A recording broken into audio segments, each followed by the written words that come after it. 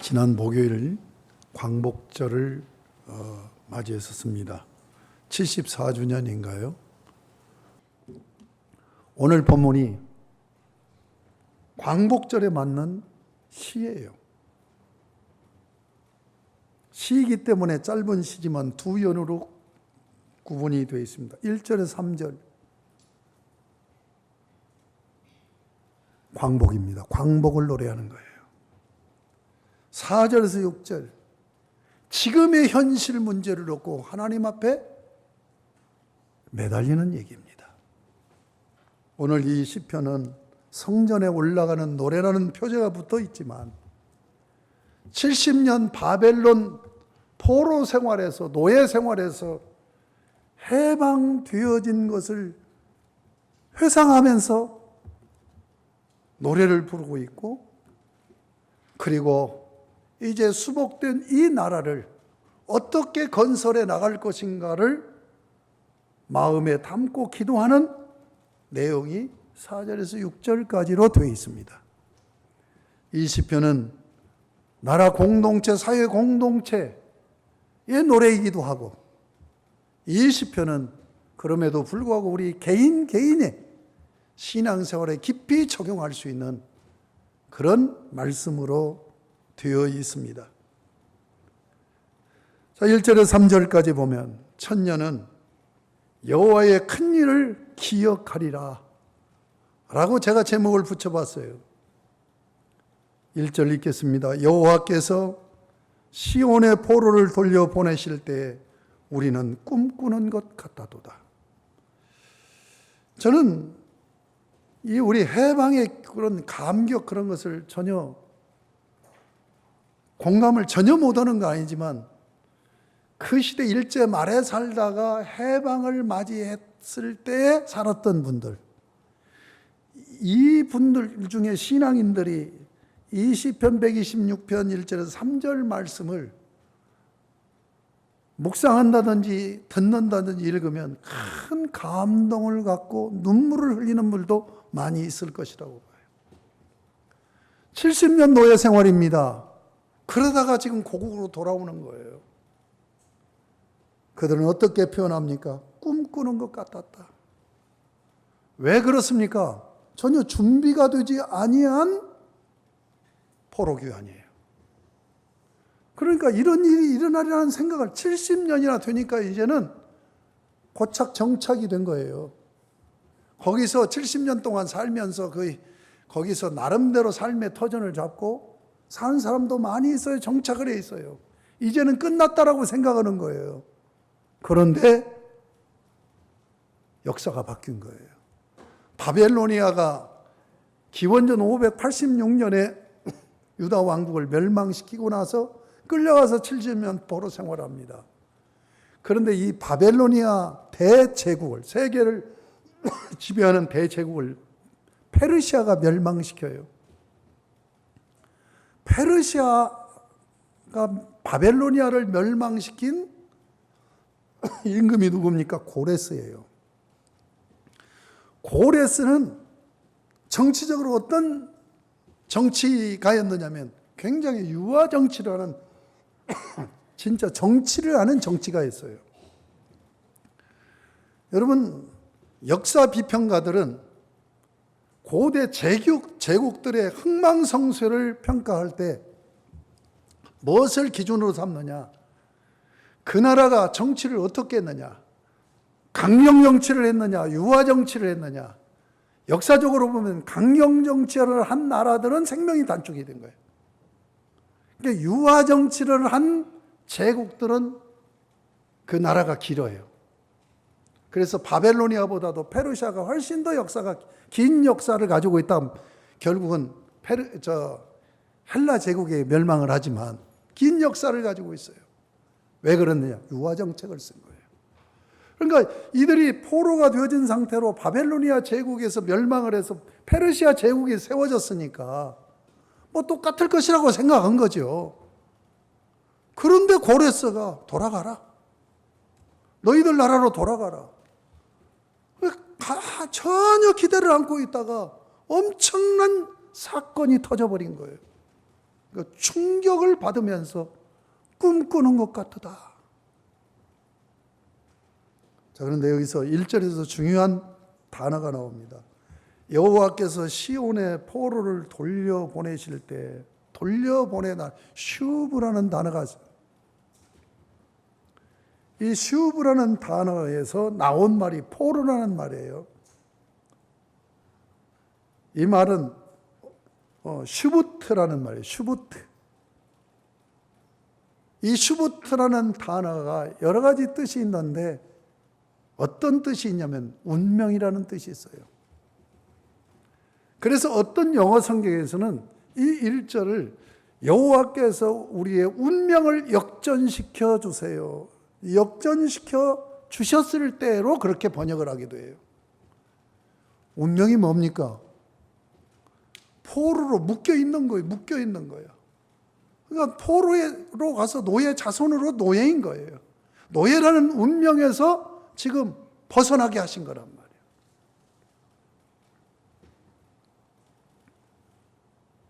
이 절에 보면 그때 우리 입에는 웃음이 가득하고 가득하다. 정말 가득 차 있다는, 우리 혀에는 찬양이 찼었도다.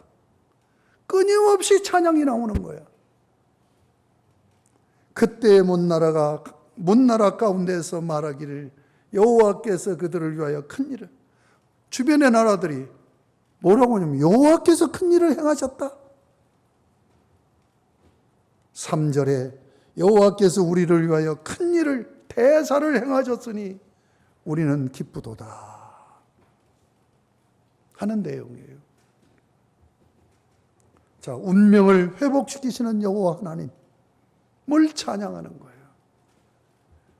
여러분, 지금 제가 설명했잖아요. 누가 한 거예요? 페르시아 나라를 건국한 고레스가 나라 건국해놓고 처음으로 그 정책을 써서 포로를 귀환시킨 거예요. 그러면 고레스 대왕이여 만만세 이래야 되잖아요. 그런데 고레스에 대한 얘기는 한마디도 없어요. 누굽니까? 여호와께서 하셨다는 거예요. 여러분, 우리는 어떻게 살아갑니까? 나에게 다가오는 그런 모든 상황들을 어떤 관점으로 보느냐, 다시 해서 어떻게 해석하느냐죠. 인본주의로 해석한다고 한다면 고레스 대왕에게 만만세해야 되죠.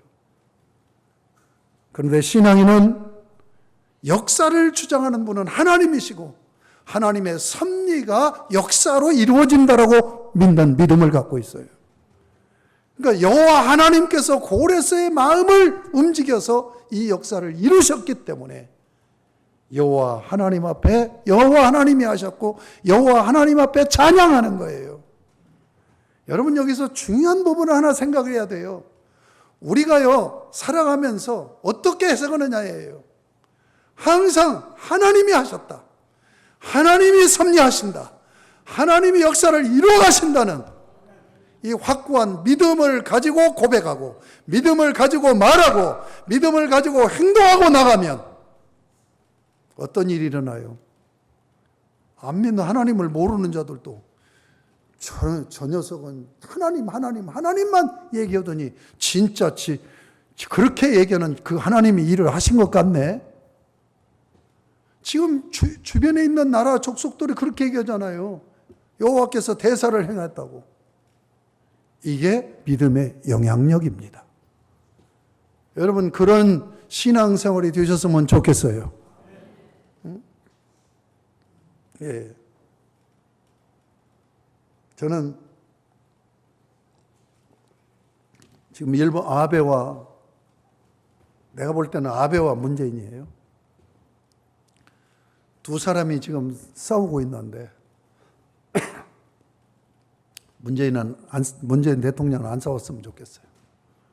어쨌든 싸우고 있는데 어떻게 될 거냐 우려가 돼요. 많이. 아직은 싸우지 않고 조금 더 힘을 우리가 길러야 되지 않느냐. 그러고 나서 한번 정식으로 봐줄 때 봐줬으면 좋겠다는 생각을 하고 있는데 불안해요.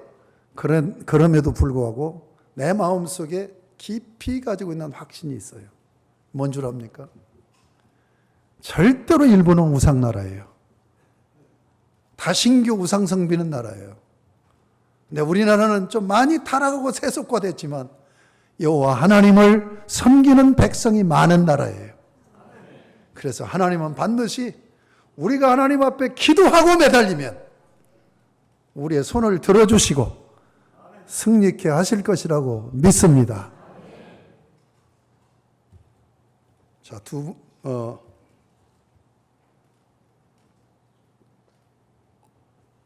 이 말씀을 드릴게요. 출애굽을 해서 이스라엘 백성들이 이제 시내산 언약을 맺고 40년, 그러니까 38년 동안 광야를 횡단해서 가나안 땅에 들어가요. 가나안 땅을 눈앞에 놓고 모세가 죽게 되죠. 죽기 전에 그가 유언적인 설교를 한 게 신명기입니다. 그 신명기의 내용은 너희 부모가 맺은 하나님과 맺은 언약의 율법을 가지고 하나님이 원하는 나라를 세워라. 그 설교하는데 1장에서 4장까지가 역사적인 회고입니다. 그 중에서 4장 32절에 이런 말씀이 있어요. 네가 있기 전 하나님이 사람을 세상에 창조하신 날부터 지금까지 지나간 날을 상고하여 보라, 회상하여 보라. 하늘 이 끝에서 저 끝까지 이런 큰 일이 있었느냐? 이런 일들을 들은 적이 있었느냐? 저는 우리나라가 해방 맞이한 것, 독립운동을 하고 또 윌슨 대통령이 민족 자결주의 원칙을 천명하면서 2차 세계 대전이 끝나면서 얻은 수혜라고 봐요. 역사적으로 볼 때. 그러나 신앙적으로 볼 때는 하나님이 우리에게 해방을 주셨어요. 여러분, 당시 우리 기독교인은 지금 오늘날 우리 기독교인이 아니에요. 사실 많은 독립운동 다수가 다 교회에서 나왔습니다. 선교사들, 깨있는 선교사들이 많이 그런 의식을 고취시킨 거예요. 그리고 철저하게 신앙을 지키면서 하나님 앞에 기도했어요. 그러니까 이 나라 해방이 역사적인 어떤 산물로 이루어진 것 같지만 그 역사를 주장하시는 하나님께서 우리 일제시대에 생명을 걸고 신앙을 사수했던 기독교인들의 기도를 들으시고 응답하신 역사라고 믿습니다. 그렇게 해서 우리나라가 해방되었고 지금도 우리 교회가 기도하는 가운데 이 나라가 서 있습니다. 사랑하는 여러분, 여러분의 각자 개인의 신앙도 마찬가지입니다. 여러분이 흔들립니까? 힘이 듭니까? 아픔이 있습니까? 그럴 때마다 해야 할 일이 있어요. 그게 뭡니까? 지난날의 하나님의 역사를 회고해 보는 거예요. 그게 제 방법이에요. 저는 이 말씀을 알기 전에 하나님께서 나에게 은혜 주신 사건들이 있잖아요. 내가 지금 앞이 안 보이고 딱 막혀 있을 때, 너무 힘들 때, 그때 나에게 역사하셨던 그 하나님, 오늘 또 역사하실 것이라는 믿음을 갖게 되어지기 때문에 기도가 되는 거예요. 그래서 믿음의 간구는 역사하는 힘이 있고 응답이 있다고 하는 말씀을 저는 믿습니다. 운명을 회복시키시는 여호와 하나님께서 우리에게 찬양과 웃음을 주시는 하나님이십니다. 저는 이 구절을 생각할 때 세 분이 생각이 되어져요. 창세기 21장에 사라의 찬양이 나옵니다. 사라가 이르되 하나님이 나를 웃게 하시니 듣는 자가 다 나와 함께 웃으리로다. 여러분, 아브라함과 사라 부부는 웃음을 잃어버리고 살았던 거예요. 웃음이 없었어요. 웃을 수가 없었던 거예요. 그런데 하나님께서 그들을 웃게 하셨어요. 그래서 자식을 주실 때 자식의 이름을 정해줘요. 그 이름이 뭡니까? 이삭이죠. 우리말 표현으로 이삭이라고 표현하지만 히브리어로 표현하면 이차크예요. 이차크라는 말은 차데크에서 나오는 동사에서 나온 거예요. 차데크는 뭐냐? 웃다라는 얘기예요. 이삭이라는 이름은 웃음이라는 뜻입니다. 하나님께서 웃지 못하고 늘 어두운 그림자 속에 살고 있는 아브라함과 사라에게 너 이제 웃을 수 있다. 웃음을 주셨어요. 그래서 이삭을 낳고 그 이름을 생각하면서 하나님께서 나를 웃게 하셔서 내가 이렇게 웃을 때 듣는 자가 함께 웃게 될 것이다. 여러분 이 주인공들이 됐으면 좋겠어요. 여러분 웃음 때문에 그 웃음은 굉장히 전염력이 강합니다. 많은 사람들이 여러분의 웃음 때문에 웃게 되어지는 그런 복이 있기를 주님의 이름으로 축복합니다. 두 번째는 모세입니다. 출애굽기 15장 11절에 보면 여호와여 신중에 주와 같은 자가 누구니까 주와 같이 거룩함으로 영광스러우며 찬송할 만한 위엄이 있으며 기이한 일을 행하는 자가 누구니까. 여러분 출애굽에 이스라엘 백성들이 출애굽이 시작이 6월절이에요. 그리고 마무리는 홍해바다를 건넙니다. 홍해바다를 건너므로 이제 애굽하고는 완전히 나눠진 거죠. 벗어난 거예요. 홍해바다를 건너고 모세가 노래를 부릅니다. 찬양을 부릅니다. 유명한 찬양입니다. 15장. 모세의 노래라는 그런 표제가 붙어요. 하나님께서 하셨습니다. 찬송하고 있는 거죠. 그 다음에 시편 30편 11절에 보면 그 젊은 때부터 엄청난 고난 속에서 살았던 다윗의 노래입니다. 그가 노년에 자기의 삶을 회상해 보면서 지은 시예요. 30편이 11절에 이렇게 말씀되어 있어요. 주께서 나의 슬픔이 변하여 내게 춤이 되게 하시며 나의 베옷을 벗기고 기쁨으로 띠띠우셨나이다. 여러분 우리 민족에게 이런 하나님의 은혜를 베풀어 주신 것을 감사하시고 우리 각자에게도 이런 은혜가 있음을 감사하시기를 바랍니다. 여러분 신앙생활을 하면서 이 고백이 나와야 돼요. 우리의 신앙은 객관적인 하나님의 말씀을 믿음으로 받아요. 그 믿음으로 받은 그 말씀을 붙들고 나의 삶에 적용해 갈 때 말씀에서 역사하신 그 하나님의 역사가 나의 삶에서도 그대로 역사되어집니다. 자, 두 번째로 이제 4절부터 6절까지 여호와여 회복시켜 주옵소서. 똑같이 운명을 되돌려달라, 회복시켜달라는 4절의 찬양 기도입니다. 자, 여호와여 우리의 포로를 남방 시내들 같이, 여기 시내 히브리어 원문으로는 네게부가 되어 있어요. 네게부는 팔레스타인 이스라엘 땅에서 가장 척박한 메마른 땅을 얘기합니다. 사막과 같은 땅이에요. 자, 4절 다시 보세요. 여호와여 우리의 포로를 남방 시내들 같이, 메마르고 척박하고 물이 없는 땅이에요. 거기에 시내가 나 있어요. 이렇게 회복시켜 주세요. 이렇게 우리의 운명을 역전시켜 주세요. 첫 번째는 지난 날을 회고하면서 하나님이 하신 일이다. 그 다음에 오늘 현실, 그 하나님께서 오늘 나의 삶을 이렇게 회복시켜 주실 걸 믿습니다. 회복시켜 주시옵소서.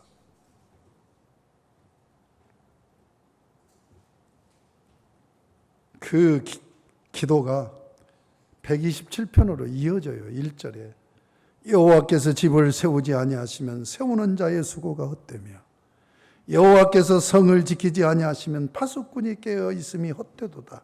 이게 무슨 얘기예요? 시작을 해서 이루는 것도 여호와 하나님이 하시는 일이고 그 일을 끝까지 잘 보존하고 지키고 관리하는 것도 하나님이 하시는 일이라는 거예요. 여호와께서 집을 세워주셔야 되고 여호와께서 성을 지켜주셔야 된다. 이 믿음을 가지시고 여호와 하나님 앞에 전적으로 의지하고 맡기고 간구하심으로 여호와 하나님은 어떤 하나님이에요? 언약의 하나님이에요. 언약의 하나님의 속성은 뭐예요? 인자하심과 신실하심이에요. 인자하심이라는 것은 영원히 사랑해 주신다는 거예요. 신실하심은 뭐예요? 영원히 변치 않는다는 얘기예요. 이 두 개념이 뭘로 종합되느냐? 진리로 종합되는 거예요. 진리가 뭐냐? 영원한 사랑과 영원한 신실함이에요. 그 여호와 하나님을 의지하고 그 하나님 앞에 기도할 때 하나님께서는 이루어 주실 줄로 믿습니다. 그 다음에 두 번째는 5절 6절이에요. 눈물을 흘리며 씨를 뿌리는 자는 기쁨으로 거두리로다. 울며 씨를 뿌리러 나가는 자는 반드시 기쁨으로 그 곡식단을 가지고 돌아오리로다. 지금 이 당시의 시편 그 환경은 농경 문화잖아요. 그래서 이 표현을 쓴 거예요. 자, 여러분, 현실 문제를 해결하려면 신앙이 두 가지를 해야 돼요. 첫째는 하나님 앞에 전적으로 의지하고 믿음으로 기도해요. 두 번째는 뭡니까? 자기가 열심히 해야 돼요. 자기 노력이 있어야 돼요. 왜냐하면 삶이니까. 내가 사는 삶이에요. 내가 해서 이루어지는 삶이에요. 하나님이 역사하시지만 내가 하는 거예요. 그러므로 내가 열심히 살지 않으면 안 돼요. 눈물을 흘리며 씨를 뿌려야 돼요. 여러분, 성공과 실패는 뭘로 결정됩니까? 한계선 극복하느냐 못하느냐로 결정이 돼버려요. 많은 사람들이 시작을 하지만 거의 많은 사람들이 실패합니다. 왜 그렇습니까? 한계선에 걸려 넘어지는 거예요. 성패는 한계선 극복에 좌우된다는 걸 잊지 마시기 바랍니다.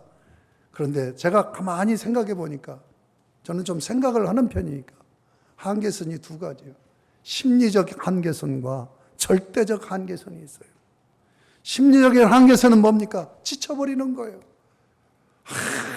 막 그냥 집념을 다하고 쥐어짜고 열심히 하다가 해도 안 되는 거예요. 더 이상 이거 안 돼 하고 손 놔버리는 거죠. 예? 가다가 중지하는 것은 가지 않은 것만 못한다고 하는 속담도 있잖아요. 하다가 중단하는 거예요. 왜요? 심리적으로 한계선을 느끼는 거예요. 저는 이것이 마귀의 덫이라고 보는 거예요. 하나님의 사람들이 성공을 못하게 하기 위해서 마귀가 환경, 상황으로 우리를 애워싸게 해서 겁을 줘가지고 좌절하게 하고 포기하게 만들어버린다. 여러분, 이 심리적인 한계선 뛰어넘어야 됩니다. 할 수 있다. 그냥 할 수 있다. 하나님이 하게 하시니까 할 수 있다고 하는 이 믿음을 가지고 끝까지 붙들고 놓치지 않는 것. 포기하지 마세요. 끝까지 가세요. 여러분, 고비가 있어요. 나는 예수 안 믿는 정주영 씨. 시련은 있어도 실패는 없다. 이거 진짜 명언이에요, 명언. 근데 우리 예수 믿는 사람은 시련만은 있는 게 아니라 실패도 있다라고 믿어. 여러분, 끝까지 가시기 바랍니다. 끝까지 놓지 마세요. 집념을 다하세요. 전념하세요. 심리적인 한계선 뛰어넘어야 성공이 옵니다. 아멘. 절대적인 한계선 있습니다. 우리는 유한한 존재이기 때문에. 그때 지혜롭지 못하는 사람 만용을 부려. 절대적인 한계선을 지가 뛰어넘으려고 그래요. 뛰어넘을 수 있어요? 뛰어넘는 게 아니라 걸려버려요. 절대적인 한계선 앞에서는 어떻게 해야 돼요? 도움을 요청해야 돼요. 절대적이신 하나님, 절대적인 한계선을 극복하시는 하나님, 여호와 하나님에게 철저하게 매달려서 도움을 요청함으로 심리적인 한계선도 극복하고 절대적인 한계선도 넘어가게 하시는 하나님의 역사로 여러분들 반드시 성공하시기 바랍니다. 승리하시기 바랍니다. 자, 6절에 울며 씨를 뿌리러 나가는 자는 반드시라는 이 단어를 유념하시기 바랍니다. 기쁨으로 돌아올 것을 믿는 믿음을 가지고 있어요. 이게 신앙이에요.